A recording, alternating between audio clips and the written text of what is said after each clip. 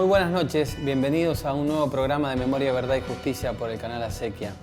Te vamos a contar hoy día cómo era la militancia en la década del 70, por qué jóvenes a muy temprana edad se comprometían con proyectos políticos, con ideales, dejaban de lado muchas cosas individuales para transformarse en un gran colectivo que pretendía cambiar la historia.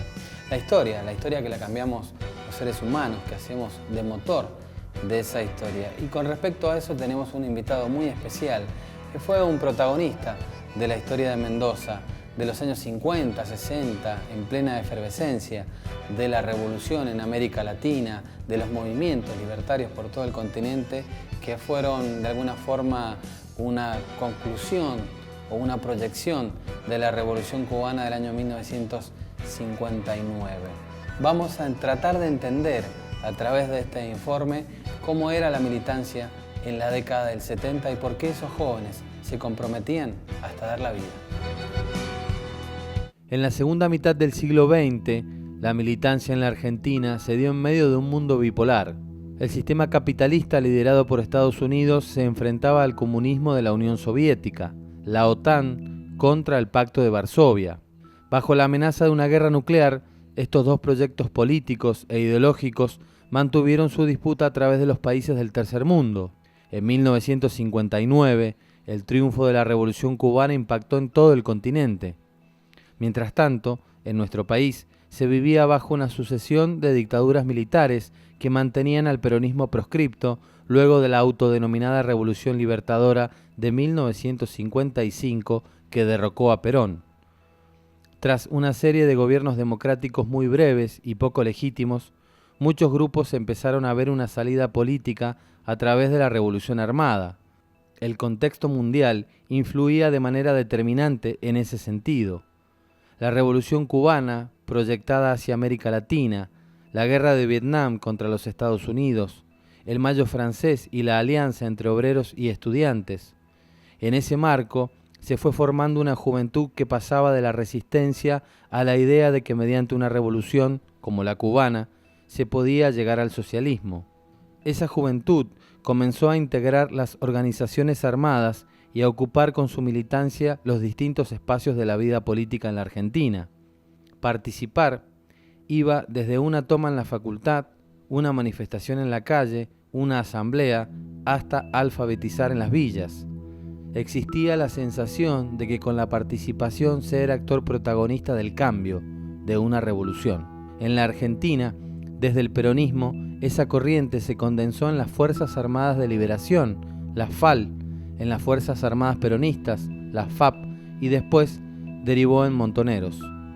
Desde la izquierda, la corriente se encauzó en el PRT, el Partido Revolucionario de los Trabajadores, y su ala armada, el ERP, Ejército Revolucionario del Pueblo. Este es el contexto en el que hay que entender la fuerza de la militancia en la década del 70 y la idea de esos jóvenes de que la revolución estaba a la vuelta de la esquina. Francisco Urondo, o Paco, como lo conocían, nació en Santa Fe el 10 de enero de 1930. Era padre de 3 hijos, Claudia, secuestrada y desaparecida en 1976, Javier y Ángela. Paco fue además escritor, periodista, poeta y militante político, autor de libros muy importantes como Los Pasos Previos y La Patria Fusilada. En mayo de 1976, Paco llegó a Mendoza enviado por la Conducción Nacional de Montoneros para hacerse cargo de la Regional Cuyo de la organización. La tarde del 17 de junio de ese año, y luego de sufrir una larga persecución por agentes de la dictadura, Paco chocó con su auto en la esquina de Remedios de Escalada y Tucumán, en el departamento de Guaymallén.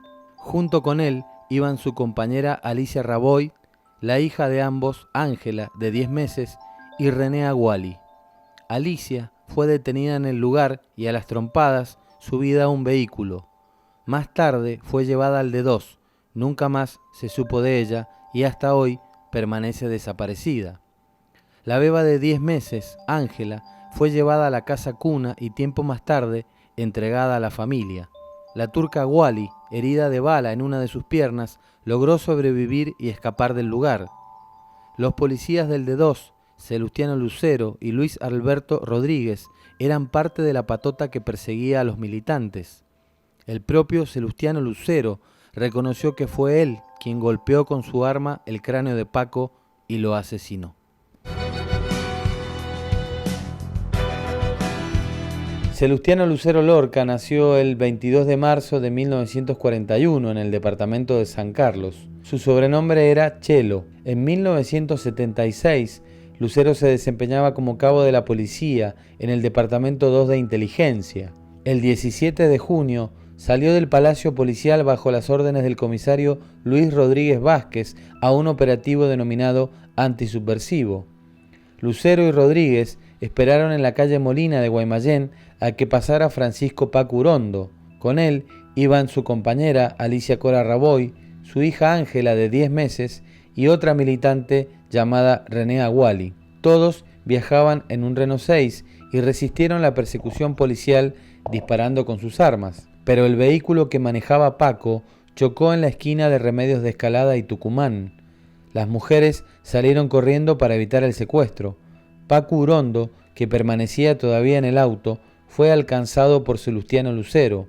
En su declaración ante la justicia en el año 2006, el propio Lucero dijo que para él Paco estaba recargando su arma y por eso le abrió la puerta del auto, lo tiró hacia afuera y le dio un cachazo con su arma reglamentaria en la parte de atrás de la cabeza. Salustiano Lucero asesinó así a Francisco Paco Urondo. Los motores de la historia somos los seres humanos, los que hacemos rodar esa rueda, valga la redundancia. Y hoy tenemos a un protagonista de la historia de Mendoza aquí en Memoria, Verdad y Justicia.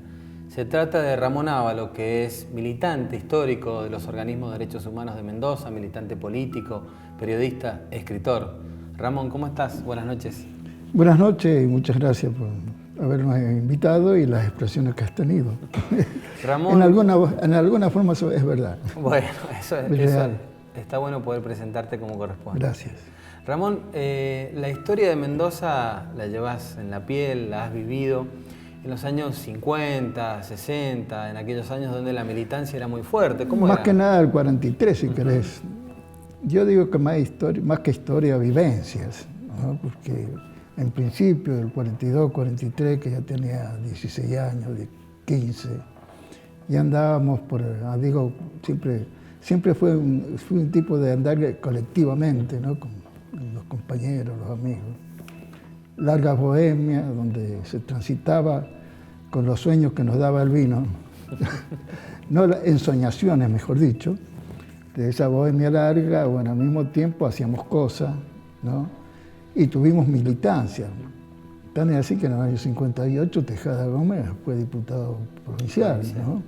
Yo estaba en la CGT, etcétera, etcétera, los compañeros en general, Sobis, Lorenzo, alguna militancia de tipo político teníamos, ¿no? ¿Era raro aquel que no militaba?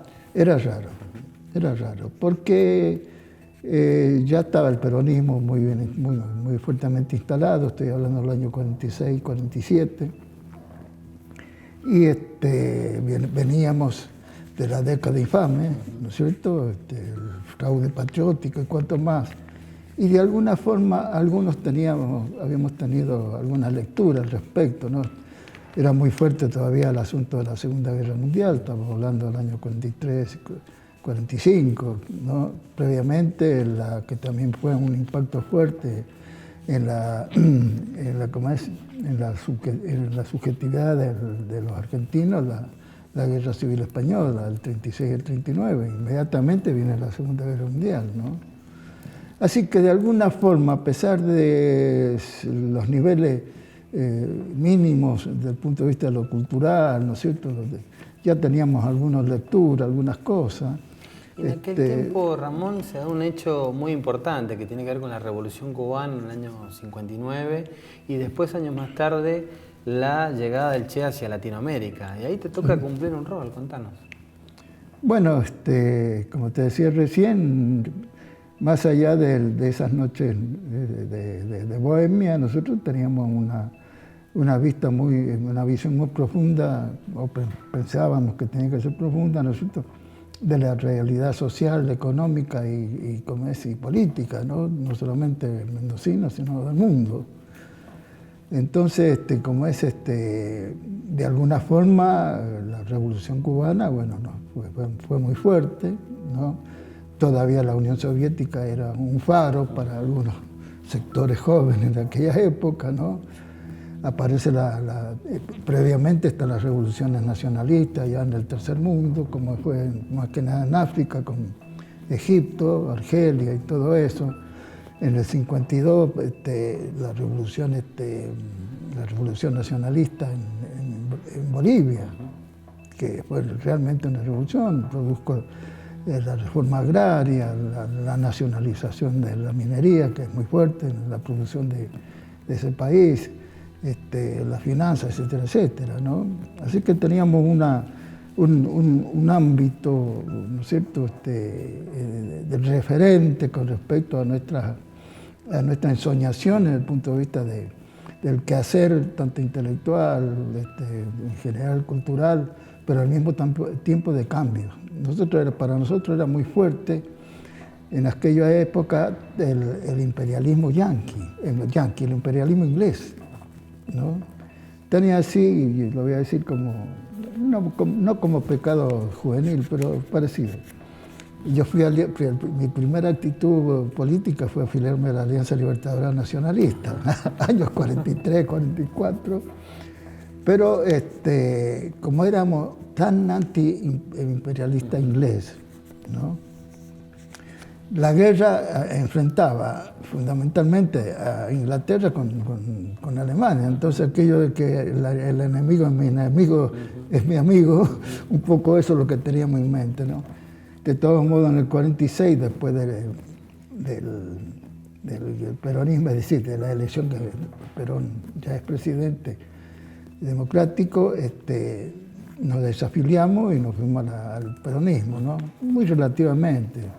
Fue un paso muy leve el peronismo, pero con mucha ambición. De todos modos seguimos desde el punto de vista de lo social, lo político también, ¿no es cierto? De alguna forma ya empezamos a tener un buen abrevadero en la izquierda, ¿no? Era muy fuerte en esa época desde el punto de vista cultural, también político, el Partido Comunista. Había sido muy fuerte el anarquismo en Mendoza, el Partido Socialista. El Partido Socialista fue un partido, más aún que en su principio era un partido revolucionario, indudablemente. Te estoy hablando de los años 1900, ¿no? Cuando se funda el Partido Socialista, un poco antes en el país y después en Mendoza. Tan es así que tiene un gobierno en Godoy Cruz de casi 15 a 20 años, en la época, después entre el 40, el 30 y pico, el 40, ¿no? Una gran gestión, todo eso lo reconoce. Y es decir, que estábamos rodeados de toda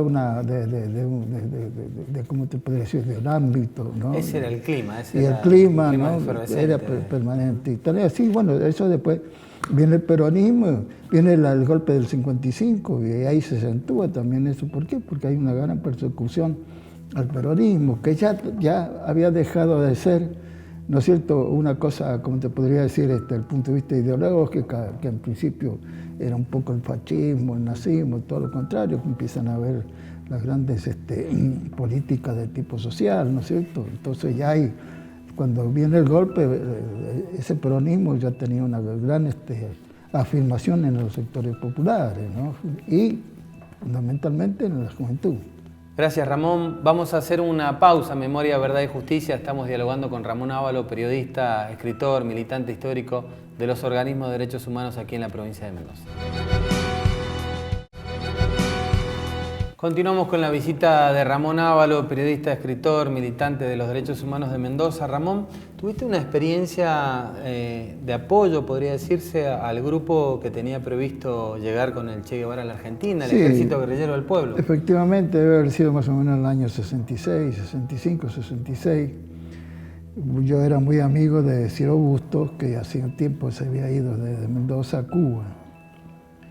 Así que en un momento determinado tengo una comunicación con él y bueno, me adhiero al proyecto que era del Che, ¿no es cierto?, de hacer también un proceso revolucionario en este país, ¿no? Así que, bueno, tuve la tarea de formar un grupo de apoyatura, fundamentalmente de cuestiones de avituallamiento, ¿no es cierto?, sanidad, ¿no?, y de reclutamiento. Tan es así que logramos en un lapso muy breve, ¿no?, hasta el momento que empezamos la tarea, hasta que cayó inmediatamente el grupo en Salta, en Orán, Salta, mandar 5 compañeros, ¿no?, a insertarse en la guerrilla, ¿no?, ya en la cuestión armada, ¿no? Así que lamentablemente, pero después tuvimos toda una situación, toda una tarea de tipo político, porque había que hacer un trabajo de esclarecimiento de lo que es, porque todo eso estaba invisible, ¿no? Todavía era un movimiento indudablemente de lucha armada, así con relativo visibilidad, ¿no?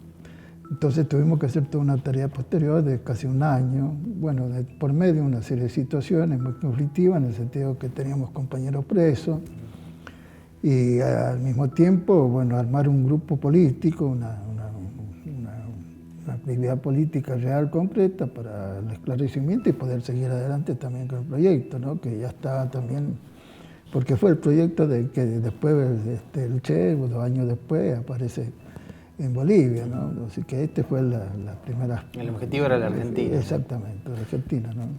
Ramón, después, bueno, vienen años muy intensos, la dictadura de Lanusse, también Levingston, y después llega el camporismo al poder, ese pequeño, muy corto periodo. La primavera camporista. La primavera camporista. Y después viene la dictadura militar y ahí tenés una actuación muy importante desde la Liga Argentina.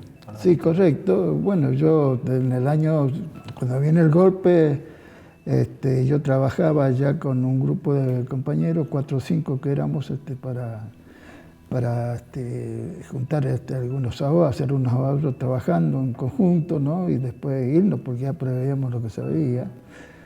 Tenía así que yo estoy trabajando con estos compañeros en San Rafael, sacábamos fotos para los chicos, ¿no? Bueno, nos rebuscábamos y el ahorro que podíamos hacer era precisamente para irnos de acá, ¿no?, ya poniendo distancia. Y nos agarró el golpe, justamente estábamos en San Rafael y bueno, en un momento dado tengo noticias que me habían ido a buscar a casa, así que me tuve que perder en la urbe de Buenos Aires un tiempo hasta que logré la vinculación nuevamente con estos compañeros que llegaron a Buenos Aires y de ahí pasamos casi en la clandestinidad a Bolivia, ¿no? A Bolivia. En Bolivia estuve 1 año y pico. Así que después tenía información de parte de mi hogar, ¿no?, que con situaciones muy críticas, con una serie de situaciones que había dejado una cuñada mía, era docente y bueno, tenía también algunas actitudes, situaciones políticas que no eran nada santas para la milicada, ¿no? Y un sobrino también que tenía militancia en la UES, así que toda una situación que eso quedó bajo el amparo de mi esposa, con 3 hijos chicos, más 2 chicos, bueno, toda una situación muy crítica, ¿no? Así que corrí el albur de volver así clandestinamente, bueno, por supuesto que me perdí por ahí, ¿no?, para no ser muy visible, hasta que en el año 78 empecé a tener unas señales medias raras también, así que me volví clandestino hasta el 79, casi el 80, a Bolivia. En medio, cuando yo estaba acá, que ya era el 77, aparece una compañera que era media vecina mía, Marta Rosa Agüero, que a ese momento era la secretaria general en Mendoza de la Liga Argentina por los Derechos del Hombre. Y bueno, me pregunta, dice, negro, ¿qué estás haciendo? Y lo que estoy, le digo, acobachado, no vaya a ser. Dice, bueno, te voy a invitar, dice, a que te adhieras y te unás, ¿no es cierto?, a una militancia política con riesgo de vida. Yo la miré, ¿te imaginas? Digo, Así ¿qué es lo te que es dijo. esto? Ah, sí, ¿qué es lo que es esto? ¿Está loca? ¿Qué? Pero en ese segundo también dije, bueno, no vaya a ser que esta crea, si digo que no, crea que soy un maricón de mierda. Así que dije que sí. Bueno, de ahí en más, como es hasta ahora, ¿no? La militancia con algunos baches desde el punto de vista de la seguridad, ¿no? Pero no fue tanto, porque parecería que esta gente de los genocidas, bueno, miraban con un poco de cuidado, ¿no es cierto?, las acciones, tan así que en el año 78, 79, que hicimos venir a la organización de la OEA, ¿no es cierto?, de Derechos Humanos. La Comisión Interamericana. Claro, actuábamos públicamente. Acá en Mendoza teníamos un local abierto, público, ¿no? Ramón, escribiste un libro muy importante, Sí. uno de los primeros en la época. Ahora por ahí es bastante fácil o accesible, pero en ese momento, cuando sacaste El terrorismo de Estado en Mendoza, había muy pocos datos y acá compilás toda esa historia. Sí. ¿Cómo vivís cómo está la Argentina hoy, con los juicios que hay en el resto del país y específicamente en la provincia de Mendoza? Bueno, yo creo que como es, aquella vez que se anunció que estábamos muy expectantes el inicio de los juicios de las juntas militares por el gobierno de Alfonsín, bueno, creo que reeditamos una noche de bohemia, ¿no? Porque creo que comimos algún asado y tomamos mucho vino, ¿no? Levantando las copas, aplaudiendo, y bueno, nos sentíamos más que felices, ¿no? Entendiendo que se comenzaba en gran parte, ¿no es cierto?, un proceso realmente de justicia, ¿no? Después, lamentablemente, vinieron las leyes de punto final, todo lo demás, ¿no? Pero hasta ese momento nosotros ya habíamos acumulado una serie, estoy hablando de todos los organismos, ¿no? Habíamos acumulado una serie de material que tenía que ver, ¿no es cierto?, con las desapariciones, es decir, con las víctimas, ¿no?, y las formas de que habían sido víctimas. Entre ellas las desapariciones fundamentalmente, que era lo más doloroso, lo más dramático de esta situación. Así que cuando llegó el momento determinado, la lucha fue por la anulación de esas leyes, ¿no? Una pelea muy fuerte, aprovechando algunas brechas que tenía esa decisión de las leyes de impunidad, ¿no es cierto?, como fueron los juicios por la verdad en un momento determinado, estoy hablando de 12 años atrás, más o menos, ¿no? Que si bien es cierto no tenían sanción penal, sanción penal, ¿no es cierto?, por lo menos se conocía públicamente. Lo que había ocurrido. Trajimos a Menéndez, me acuerdo acá, a Mendoza, ¿no? Trajimos a Menéndez. Así que fue una tarea que después, y estoy hablando entonces, de acuerdo a lo que vos me preguntabas, bueno, estamos hablando del año 2005, ¿no es cierto? Aquello de cuando aparece el kirchnerismo, bueno, con una fuerte impronta, ¿no es cierto?, desde el punto de vista legal, de las leyes, ¿no es cierto?, respecto a poner en marcha realmente la justicia, ¿no?, con muchos altibajos, porque es indudablemente que ese sector del Estado, que es la justicia, ¿no es cierto?, estaba muy impregnada, ¿no es cierto?, lo que había pasado. Tan es así que nosotros acá tenemos jueces que han sido condenados, están siendo condenados, ¿no es cierto?, y son mucho más en todo el país, ¿no? Una justicia que, bueno, venía con toda una serie en esa espalda, ¿no es cierto?, de tratar de que, tan es así que el año 30 esa justicia fue la que le dio el aval constitucional al golpe, así que de ese momento viene, y si no, de antes también, cuando vos quieras. Así que, bueno, nosotros hemos visto y seguimos viendo con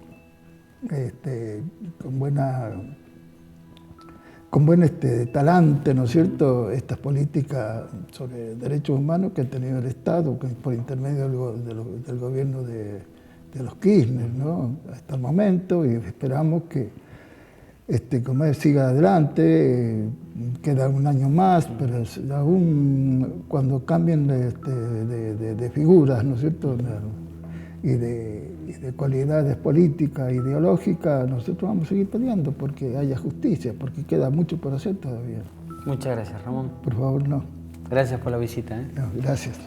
Ramón Ávalo, periodista, escritor, militante histórico de los organismos de los derechos humanos, ha escrito libros muy importantes para nuestra vida política y de la memoria, para preservar la memoria aquí en Mendoza.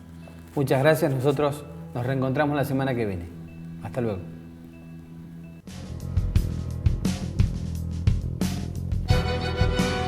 Nunca más de rodillas, nunca más a pedazos, nunca más a la muerte, sin haber respirado, nunca más como topos, nunca más acosados. El hombre por sí mismo, hasta el hombre enlazado, hasta su envergadura, hasta el hombre soñado. Nunca más a las armas, nunca más al soldado, proyectarse hacia el otro, hasta el mejor logrado. Búscate por tu rostro, lávate con mi canto, estoy en la esperanza. Despertarás conmigo con un pan y una estrella, alumbrando los siglos. Gracias.